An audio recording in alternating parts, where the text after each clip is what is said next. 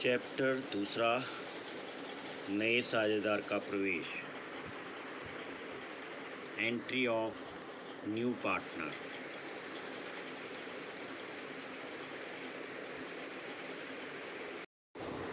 Entry of new partner, नए साझेदार का प्रवेश। चैप्टर 2, भारतीय साझेदारी अधिनियम की धारा 30 के अनुसार साझेदारी फर्म में नया साझेदार सभी साझेदारों की सहमति मात्र से ही बनाया जा सकता है।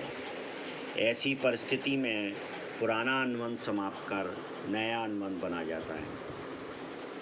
साझेदारी में अगर कोई किसी व्यक्ति को नया साझेदार बनाना है, तब सभी साझेदार की सहमति से ही ये संभव है।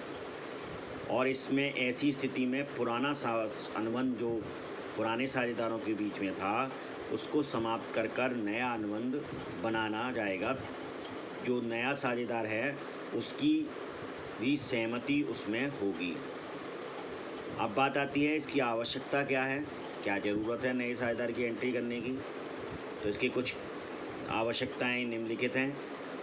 व्यवसाय के विस्तार के लिए अगर पूंजी की आवश्यकता है, व्यवसाय अभी छोटे से पैमाने पर कर रहे हैं और बड़ा पैमाने पर करना है, तो ऐसी स्थिति में हमें पूंजी की आवश्यकता पड़ेगी जो नया साझेदार ला सकता है।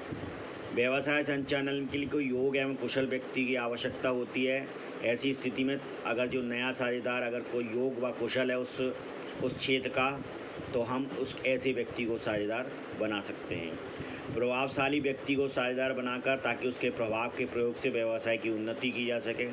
जैसे कि अगर किसी व्यक्ति का प्रभावशाली व्यक्ति है, वहाँ से उसको तो वो कहीं काम ज़्यादा अधिक मात्रा में लेकर आ सकता है। तो अगर हम उसको साझेदार बना लें तो उसको हमें बहुत सी चीज़ें, जैसे ठेकेदार की प्रथा में ये काम हो सकता है। योग्य कर्मचारी को साझेदार बनाकर उसकी योग्यता से व्यवसायिक उन्नति हेतु, कोई अगर कर्मचारी योग्य है तो उसे वो बहुत अच्छा काम करके दे रहा है, तो उसकी योग्यता व व्यवसायिक उन्नति हेतु भी हम नए साझेदार की उस व्यक्ति को, उस कर्मचारी को हम नया साझेदार बना सकते हैं। वृद्ध साझेदार के स्थान पर नए साझेदार की आवश्यकता है। कोई मान लीजिए हमारे साथ साझेदार पुराना जो है वो वृद्ध हो चुका है, काफ़ी एजेड हो चुका है। ऐसी स्थिति में हमें नए साझेदार की आवश्यकता पड़ती है, जिससे कि हमारे व्यवसाय संचालन और अच्छी तरह से हो सके। अब बात आती है साझेदार के प्रवेश के समय की मुख्य समायोजनाएं। जब नया साझेदार कोई प्रवेश करेगा तो हमारे यहाँ खातों में उसकी एंट्री होना किस तरह से किया जाता है और ये क्यों करते हैं, ये चीज़ हम यहाँ जानेंगे। नए साझेदार के प्रवेश के समय साझेदारी का पुराने साझेदारी अनुबंध समाप्त हो जाने पर निम्न समायोजनाओं की आवश्यकता होती है। यानी कि जब हम नया अनुबंध करते हैं तो हमारी कुछ समायोजनाएं नई करनी होती हैं। सबसे पहले नया लाभ विभाजन अनुपात को ज्ञात करना। यानी कि निश्चित तौर पर जब कोई नया साझेदार आएगा तो लाभ अनुपात चेंज होगा, इसलिए हमें उसका नया लाभ हानि अनुपात निकालना होगा। अगला त्याग अनुपात। जब नए साझेदार को फर्म के लाभ में हिस्सा दिया जाएगा तो निश्चित है कि पुराने साझेदार लाभ का कुछ हिस्सा त्याग करेंगे, तभी नए साझेदार को दे पाएंगे। इसीलिए त्याग का अनुपात भी यहाँ निकालना होगा। तीसरी चीज़ है ख्याति का मूल्यांकन। पुरानी फर्म की ख्याति पुराने साझेदारों की मेहनत का नतीजा होती है, अतः नया साझेदार उसमें अपने हिस्से की रकम पूंजी के अतिरिक्त देगा। जो पुरानी फर्म में ख्याति है फर्म की, वो पुराने साझेदारों की मेहनत का नतीजा है। तो निश्चित तौर पर जब कोई नया साझेदार आएगा तो ऐसी स्थिति में वो अतिरिक्त पूंजी देगा, पूंजी से अतिरिक्त पूंजी देगा, क्योंकि वो जो मेहनत का है उनको फल प्राप्त हो सके।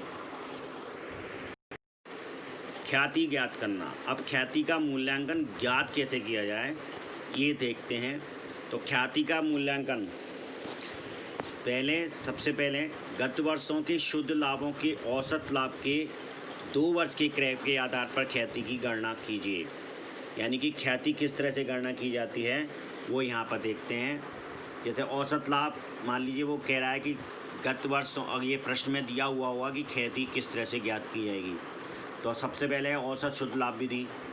इसमें क्या है, गत 3 वर्षों के शुद्ध लाभ दिए होंगे और उसमें 2 वर्षों के क्रय पर आधार पर ख्याति की तुलना करना है।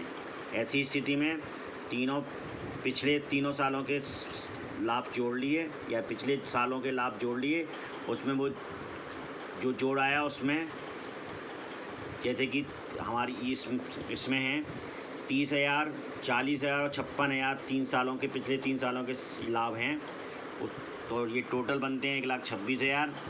पिछले 3 सालों के लाभ हैं, इसलिए 3 का भाग दे दिया तो 42,000 रुपये निकल के आया। और वो कह रहा है कि 2 वर्ष के क्रय के आधार पर, तो इसमें 2 का गुणा कर दिया, इसका मतलब 84,000 रुपये की ख्याति निकल कर आ गई। इसी तरह एक और सवाल करते हैं। साझेदार की फर्म की पूंजी मान लीजिए 1 लाख रुपये है, समान लाभ की दर 10% है, वास्तविक लाभ 18,000 है। ये कहलाती है विधि अधिलाभ के आधार पर। तो अधिलाभ के 3 वर्षों के क्रय के आधार पर ख्याति किस तरह से निकाली जाएगी। सामान्य लाभ 1 लाख रुपये पर 10% हर्ष मिलता है। अगर इसका मतलब है ऐसे व्यवसाय में 10% का लाभ मिलता है, सामान्य लाभ जो है, तो इसका मतलब है 10,000 रुपये का लाभ निकला। अधिलाभ कितना हुआ, वास्तविक लाभ माइनस सामान्य लाभ। वास्तविक लाभ हुआ इस फर्म को 18,000 रुपये, माइनस 10,000 रुपये इसमें सामान्य लाभ होता है, इसका मतलब 8,000 रुपये का लाभ हमारी फर्म ने अतिरिक्त कमाया है। तो ख्याति बराबर होगी अधिलाभ का 3 वर्षों के क्रय के आधार पर, यानी कि 8,000 × 3 बराबर 24,000 रुपये। इसी तरह एक और सवाल देते हैं। फर्म की पूंजी 1,60,000, औसत लाभ 36,000 तथा सामान्य लाभ की दर 10%, पूंजीकरण विधि से ख्याति की गणना करना। तो पूंजीकरण विधि से कैसे ख्याति की गणना करते हैं, तो ख्याति बराबर औसत लाभ × 100 बटे दर माइनस संपत्तियां माइनस दायित्व या पूंजी। तो ख्याति बराबर औसत लाभ हमारा दिया हुआ 36,000, 100 × 100 बटे दर, लाभ की दर दे रखी है 10%, इसका मतलब 3,60,000 रुपये। सामान दायित्व बराबर या सामान संपत्तियां माइनस दायित्व या पूंजी बराबर दे रखी है 1,60,000 रुपये। तो 3,60,000 में से 1,60,000 घटा दिया, इसका मतलब 2 लाख रुपये की ख्याति हो गई इस फर्म की। एक और विधि है औसत लाभ के आधार पर ख्याति की गणना। सामान्य लाभ 1,60,000 का 10% यानी कि 16,000 रुपये, अधिलाभ 36,000 रुपये माइनस 16,000 रुपये, इसका मतलब 20,000 रुपये। ख्याति बराबर अधिलाभ का 100 बटे दर, इसका मतलब 20,000 का 100 बटे 10 यानी कि 2 लाख रुपये हो गई।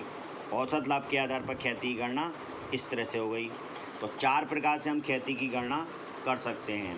एक है औसत शुद्ध लाभ के आधार पर, दूसरा अधिलाभ के आधार पर, तीसरा फर्म पूंजीकरण विधि के आधार पर और चौथा है औसत लाभ के आधार पर।